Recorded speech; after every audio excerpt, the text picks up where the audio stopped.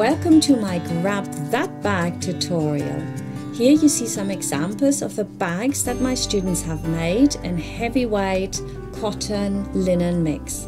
But today I'm going to show you how to make the same bag with oilcloth minus the handle, which I didn't like very much actually. You need some heavy duty oilcloth. You need some lining. I used some cotton for the inside, 3 different zips, 2 buttons, some thread, D-rings, or if you can get them, swivel hooks would be of course nicer. I've also used some polka dot oilcloth to face my shoulder strap. I wouldn't do that again, that was very difficult. So use some linen or the lining for it, or indeed the same fabric. That's much easier. Before we start, we need to have a quick look at our pattern pieces. The test scale should be exactly 5 centimeters, that's just under 2.5 inches long. My patterns have got flowers on them, just so you know which is the inside and which is the outside. Here you see the front. It comes in pieces A, B, C and D. The first thing to do is to put together pieces C and D and A and B. Then join both pieces together to make a complete pattern piece.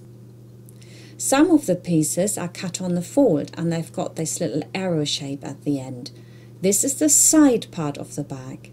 Now we're having a look at the lining, which again comes in 4 parts, A, B, C and D.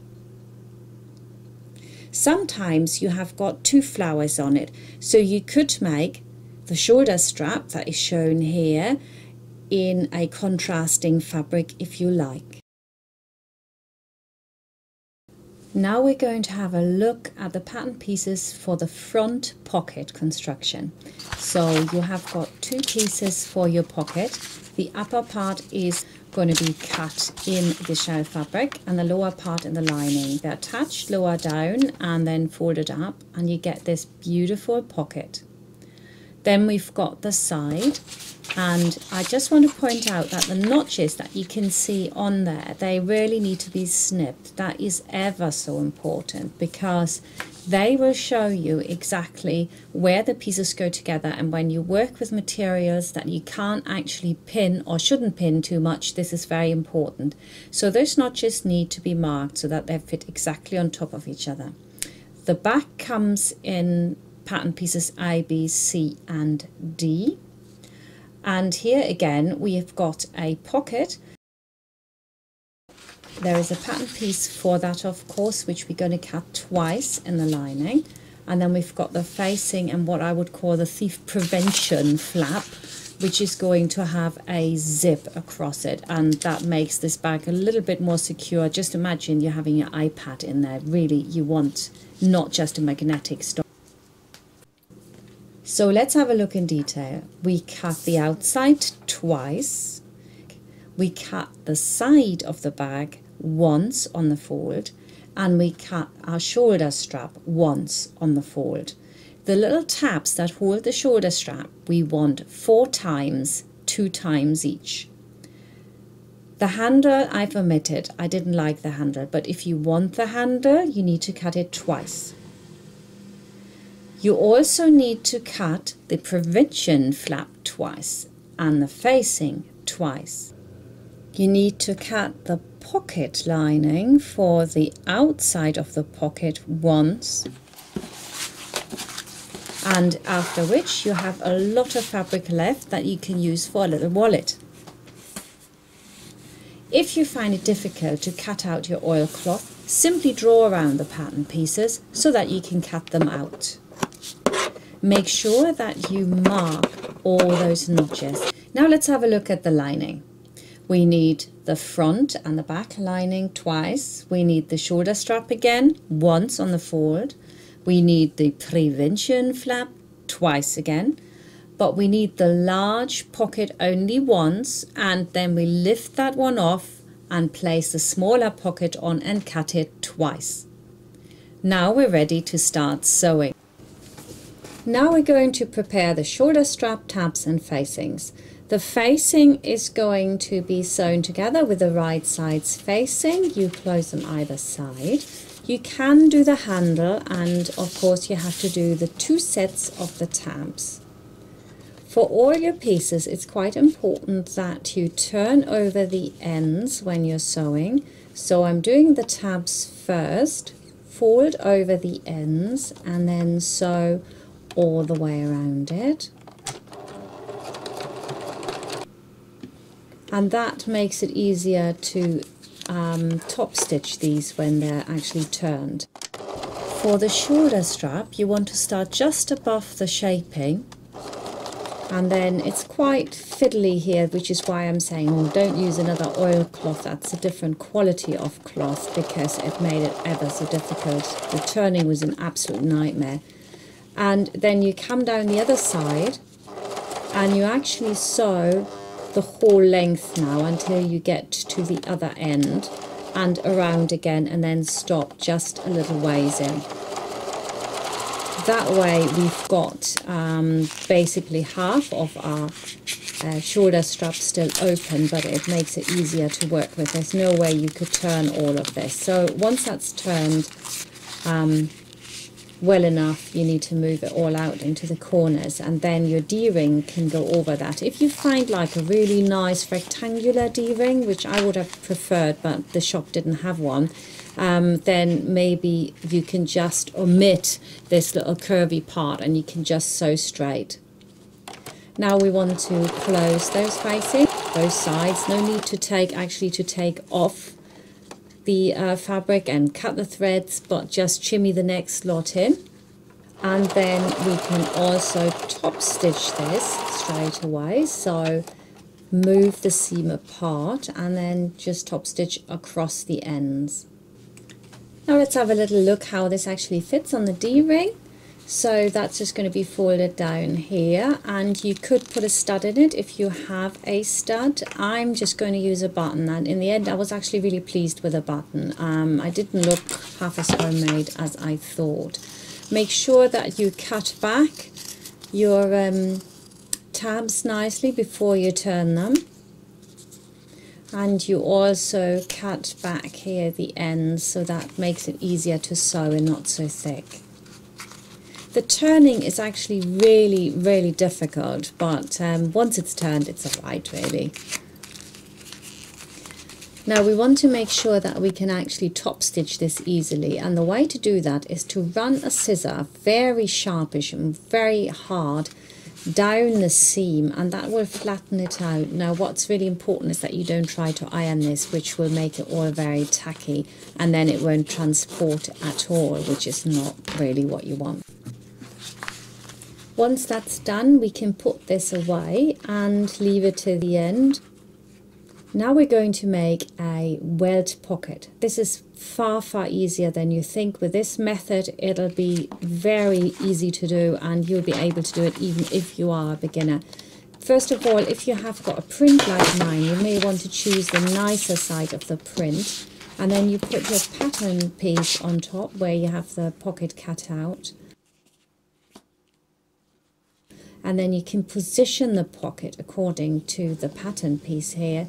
Make sure that you've got your the opening about 4, 5, if not 6 centimeters below. Oops, there we go.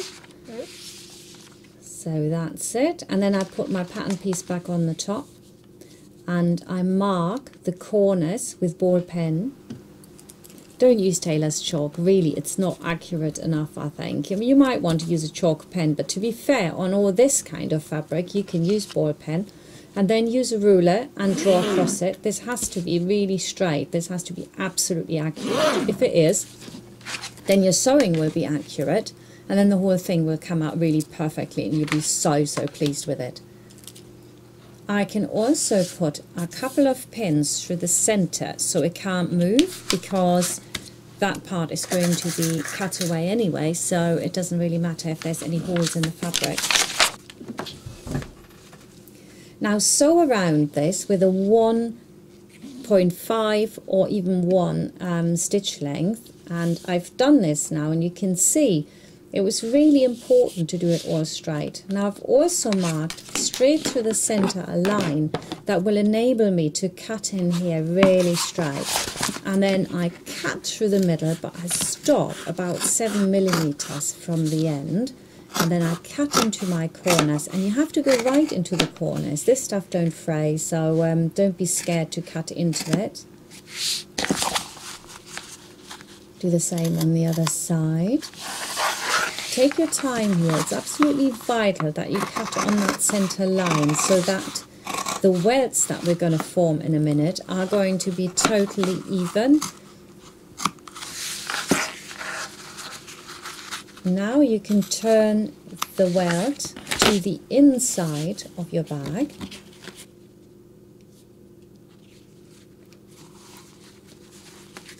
And you need to give this a little bit of a tuck. It's really important that the corner parts of this pocket are really worked out. That needs to sit really nice and flat before you go on to the next step.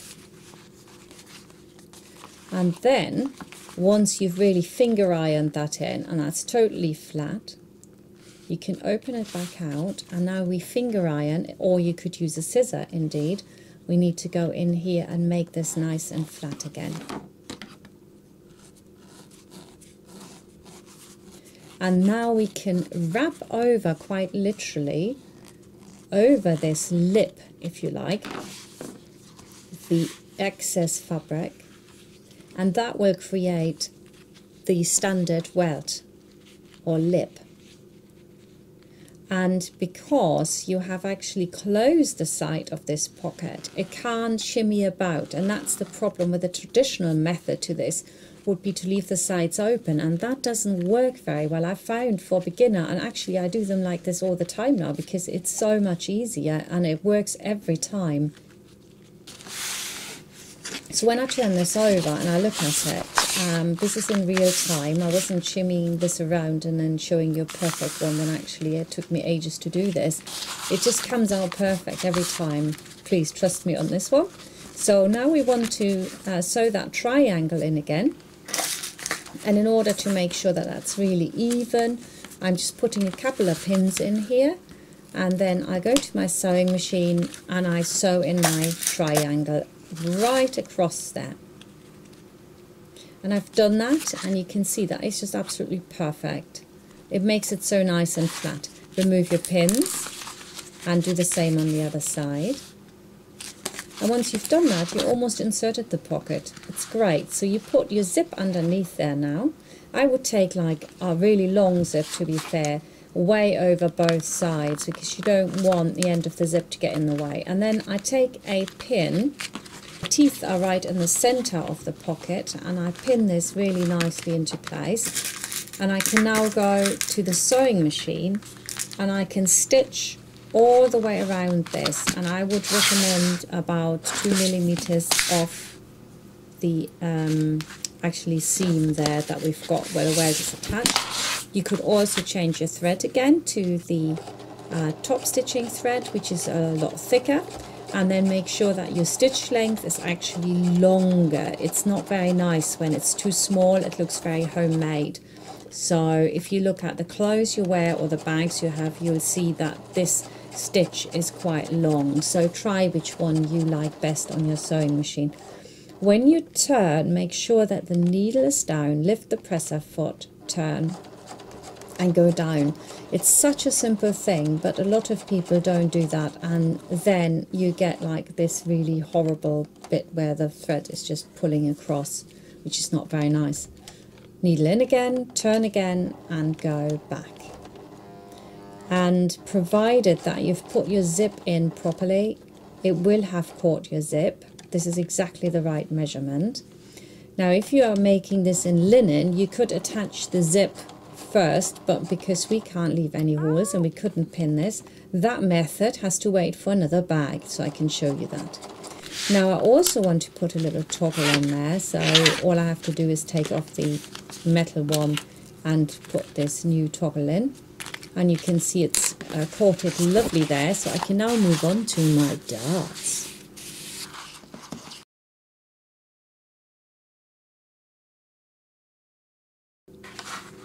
The darts are just simply folded over, and then with a centimetre seam allowance you let them run out of the fabric just above where your cut the dart, so that might be 7mm or something. It's not really that important. As long as you do them all the same, it's fine. So you can see it here, it's a little bit higher.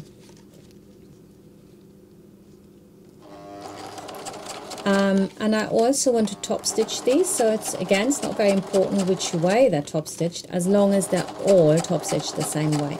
So mine are facing away from the middle. And that's total coincidence, because I didn't even look which way I did. But then on all subsequent ones, I made sure I did it the same way. Now we're going to do an inside pocket with a zipper. Another method, but it's similar to the other one. So the first thing is to do to cut out the placement of your pattern piece right there. And then we've got our two pieces which needs to be right sides facing each other. And then I do exactly the same. I mark, maybe this time with a pencil, not a ball pen, because it's lovely cotton, my pocket, and I draw it with a ruler so it's nice and straight. And again, now I sew all the way around, same as before, with a 1.5 or even 1 stitch length. And I've done that, so I snip through the middle here. It's not so important that I cut, you know, exactly on the middle of this. What is important is that I cut right to the corner in this case, and so I do that on both sides so that I can then turn them inside out. So you pull one side through to the other, and then you go and iron that really neatly, nice and flat. And I've done that now. So before I do anything else, I put my little zip in here. I need to get rid of some of the bulk. So one of the layers you can cut back 1 centimeter so that it's not so bulky when you turn it. So I'm going to do that now, and you could have used 2 different fabrics here, couldn't you? So that when you look into the pocket, you've yet again got another fabric. But I think that's all right like this. Once that's cut away, you can iron all this over, and that's nice and flat now. And then when we top stitch it down and we're using 2 rows of stitching, we can totally case in, almost like a French seam or something, the seam as well. So now I can put my zip underneath it. You want to open up your zip actually, because it's much easier to work with the zip open and you don't have it in the way. Make sure that your teeth are right in the middle of your little pocket, and take your time pinning this in. I've seen people just rush to the sewing machine, there's no pinning. Oh, I can do it, it seems really easy, but well pinned is half sewn, honestly, on these sort of things. I know it's on the inside pocket, but it'll look really cool if you do it well.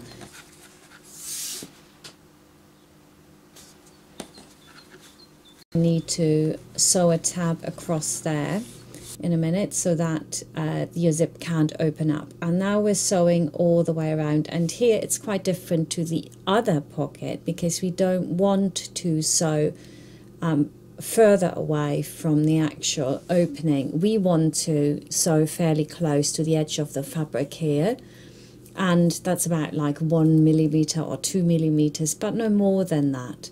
And then when you get to the corner, yet again, you need to have the needle down for turning. Then to position your pocket, you do exactly the same as before. You put the pattern piece on, you shimmy it around, there you go, blah, blah, blah, blah, it's on there. And we can now pin it into place. And if you haven't ironed it or straight or anything, you can just even that out. You can cut off the excess of your zip because we don't need that anymore. And once that's pinned, of course, we're ready to sew it all the way around, and we're using 2 stitching lines, one close to the edge and one foot width. And here it is done already, and you can see I've done that second line, and what that does, it's just like a French seam because it totally cases in all your rough edges so you can't see any of it, and it's very neat, very clean and very professional.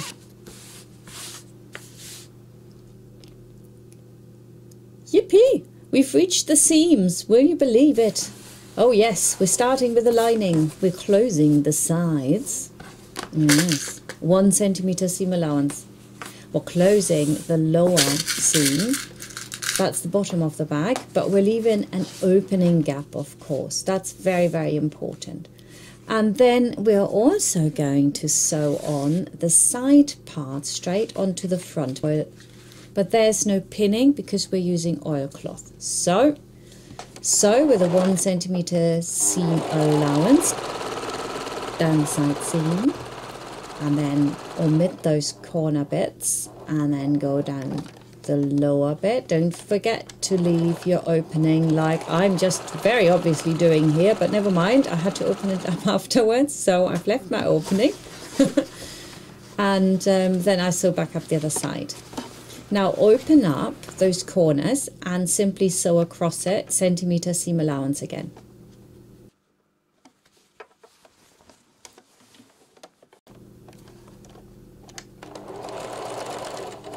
And that gives you the shaping, and it creates extra space in the bag, which is equivalent to the side parts we're now bringing in.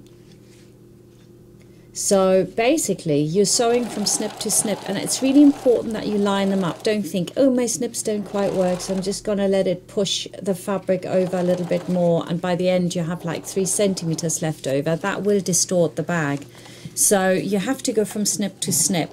Anything under a centimeter pushed over all together throughout this whole thing is okay. Anything more really isn't. So try to bring the fabric in. You might have to hold it in a tiny little bit. Shouldn't really be necessary. It very much depends on the fabric you're using and whether or not you've stretched it through handling. But if you're using oilcloth, now that really doesn't stretch, so the snips should work perfectly well. So line them up. And when you get to the end, you should see what I'm seeing here, and that is that they match absolutely perfect right to the top.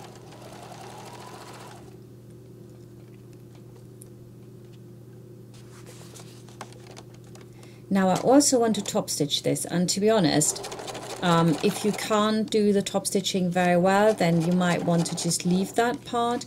I'm stitching about 2 millimeters in on top of the main body of the bag, so the seam allowance is pushed towards the body and away from the side underneath it, and then I'm just top stitching it down.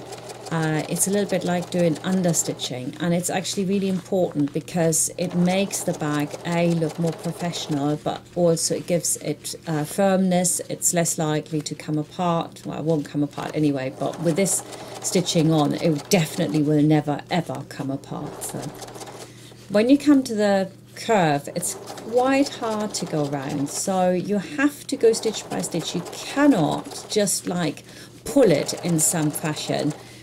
So needle down, needle down, and then keep moving it round until you've got it right. Now I've done this, it looks really lovely. It makes it so professional. Now it gets really interesting because I am now going to sew my side parts of the bag onto the back of the bag, and the top stitching after I've done this is going to be really interesting. But for this part, again, you have to just match up the notches. So for example, there should be one notch exactly where the dart is, and then you have the center of the bag at the bottom obviously, and the center of your side piece, and that all needs to line up. And if you have a linen or something, you could have pinned it all. So maybe if you're not feeling very confident, make the bag first in a linen, and if you then really like it for a present or something, make it again in an oilcloth. But oilcloth really isn't that easy to work with, I have to say. So, and then I top stitch this again, and this is really not that simple because you have so much fabric here and you have to go around the curve. So really force the fabric apart while you're doing this. That's so important because otherwise you're catching fabric you don't want caught. So really force it apart. I mean, I really got muscles from doing all this. People don't believe how my muscles flex at the top. My biceps flexes when I do this stuff. So you move it round and you force it, and you'll get there. You take your time and it looks smashing. Now we're going to just finish off the pocket. I've sewn the pocket to the lower half here, and now we can just join the pocket on the side, and luckily I've got nice cotton fabric so I can pin that. So put the pocket down flat, and then the first thing to do is to secure the top of your welt pocket to the lining. And once that is done, we can sew along the sides as well. And that is, again, you lay it down flat and you just sew across it, and you could even catch that triangle again. That's also fine. I've done that now, so it's nice and neat. The next thing I can do is turn my whole thing inside out and go, ooh, it's very nice. I actually got really excited at this stage. I thought, oh, that's lovely.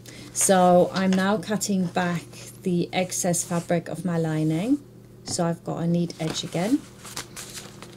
And I can just look at my pocket, and it's just so cool when you think, oh, I've made that. And it's so much nicer than you get in the shop, or at least as nice that you get in the shop. But you've chosen your own fabric and you just put it together, and it's just a great feeling. Very, very satisfying, actually.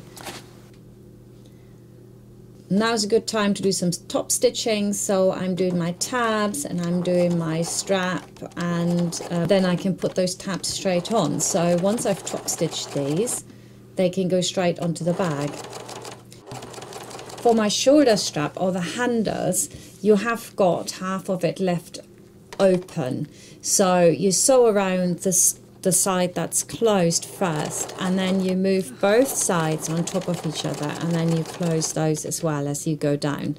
And do not let the fabric sort of pull and you think, oh yeah, it'll be all right in the end, because it won't, and you have to unpick it and it stretches, and then it's a real nightmare to get it together. And a few people that I've worked with have done this, and I think they'll never do it again. So if you're thinking, oh, I'm not doing it right, stop, do it again before you have to unpick too much. It's also a good idea to always have the side that transports less on the bottom, so the feet transport it better. And now I can put my tabs on. So they're going to be folded over that way. As you can see here, you need to leave at least a centimetre seam allowance, because of course we have to close the bag after. So don't go too close to the top. So move it down to where you want to be, and then about 1.5 centimetres down from there. And I did actually put a pin in, because I felt that, well, to be honest, where I'm going to pin it, I'm going to sew, so nobody's going to see that. This was quite good oilcloth that I was using here, because actually you can't see when I've unpicked stuff, which is very unusual. So now I'm going to sew the tabs on. I'm going to go across first at the top, then down sideways. I don't think I know which way I'm going there.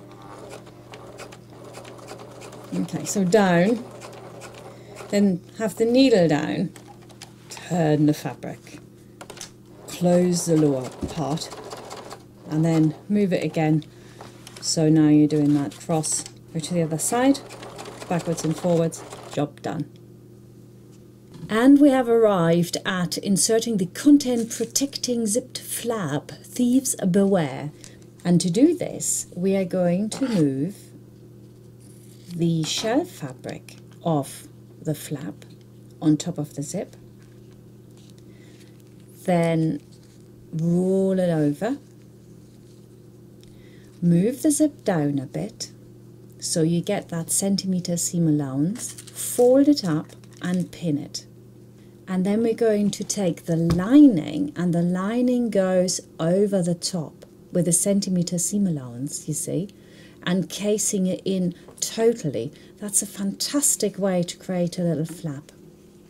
I think your brain is probably already smoking from all that thinking you have to do just watching this, never mind making it, but you can take it step by step, can't you? So we are sewing where you can see the pins, and at the end you fold them inwards yeah, so that it's nice and clean when you're finished, and you're leaving the end of the zip hanging.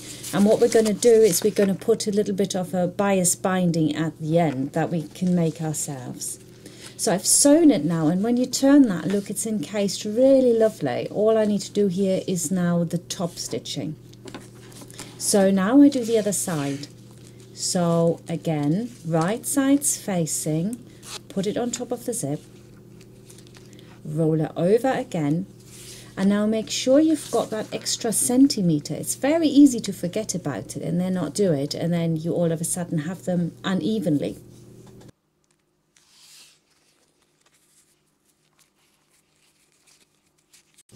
So you fold up your zip again, you put the pin in, and then of course we're going to put our lining fabric over the top again. And we're going to do exactly the same. We stitch up that side where the opening is, and at the lower end, once that's pinned, we fold the ends in before we stitch it together, so that we already have a seam there. Otherwise you can't really do this very neatly. It won't look very nice. Now I've sewn both sides. I can do my zip up. Admire my handiwork. All I have to do now is to top stitch this lot, and of course at the end I want to secure it and put some bias binding over the end, and you can see I've done it there. That's quite easy. I'm not explaining that. You can just put a rectangular piece of fabric there, turn it all towards the inside, iron it, and then just slip it on. You could even use some pre-manufactured bias binding for the end there, just so it's nice and neat. It's exactly the same on the bags you buy, and you can hold onto that zip, obviously, when you the end of the zip when you open up your zip, or you when you shut it. So you've got something to hold on to, and that's what it's there for. So cut off your threads, and beautiful. No thief is going to get in here. Finally, we're going to attach the facing. Now this is really cool. So the facing just goes over the lining with a curved side facing down, obviously, because that's the top, and then you just put a pin on both of the side seams, and the thief protection flap is going to be shimmied right in there. We're going to put that in, and if you've actually marked the center of your bag and the center of your flap, which I haven't, so I don't listen to my own advice sometimes. I know I should have done that. You'll have to fiddle like me here, trying to get everything in the middle. But if you've marked it before you even start sewing, and of course it's really easy, because all you have to do is line your marks up and sew from one side to the other. So what I do first is I sew from side seam on one side with my flap in to the other side. I've done that now. So you can see here, oh, that's going to be inserted. And then I turn my bag inside out to the other side, so the flap's now on the inside, and then I just do the other side. So pull my flap through there and just sew that one in there. It's actually very, very easy to do, and it gives you such protection, and it's not, you know, something that a magnetic popper will ever replace. And yeah, and again, I hadn't sorted it out, so I had to be really careful that they actually lined up when I was doing mine. So I'd really advise you to mark this before you start sewing, because that way I would have saved myself quite a bit of time, because of course I've cut off a bit of the time that it actually took me to position this. Yeah, this wasn't a 5-minute job. I could have kicked myself afterwards. I thought, well, why did I just mark it? No, I wanted to be faster, forgot about it and stuff. So don't forget about it. It's just... Okay, so all said and done, you're sewing the other side in, and then we're almost done. So finished, really. And you can see here what that looks like. It's absolutely great. It's so pristine. And you've got that little end here of the zip as well. You can tuck that in, that you need.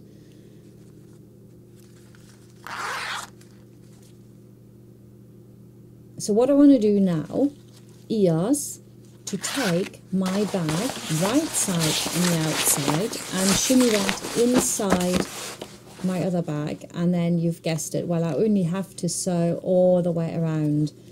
But again, I would pin this really well, and even if it's oilcloth, you can pin this. The important thing is that you don't pin lower than where your seam is going to go, and then you sew that all the way around, and actually we're almost done.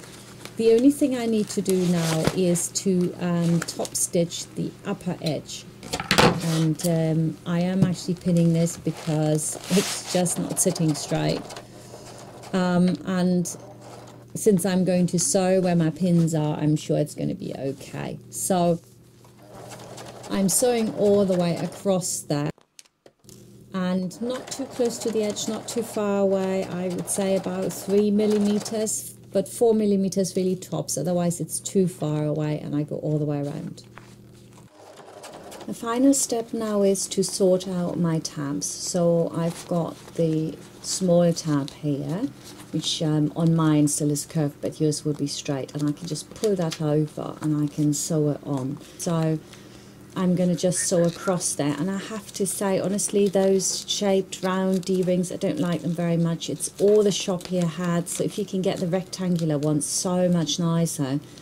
And then I've just done a double line across, that's never going to come apart. And of course you could do the same thing on that lower tab, but I wanted to do something a little bit different, so I'm putting my button on, and I have to do that really well. So you have to go through and through and through, and I used my top stitching thread as well, so that it's mega strong. And I didn't just go through 3 times or something, I think 6 or 7 times I went through with that, which should really hold it in place. So I've secured my button, and it's finally done. So what have I got? I've got fantastic top stitching around the edge, which makes it all the more professional. And on the inside you've got a lovely contrast lining, you've got the professional zip that actually makes sure that nobody can just slide their hand into your bag. You've got a welt pocket in the front, and your friends will be absolutely amazed that you've done that if you attempt this. It is really so much easier than you think. Top stitching, I think, is absolutely vital for this bag. It does take time, but it's well worth it. And on the side here, again, if you have more professional equipment to do this with, of course you can make this look even better than I could. And I'm ready. I can put my iPad in. I always go everywhere with my iPad, and I can zip it up nice and safe, and I'm ready to go. So I hope you enjoyed watching this video, and you can make your own. Let me know how you got on. Send me your pictures. The link to the pattern is underneath the video, and I'll see you next time.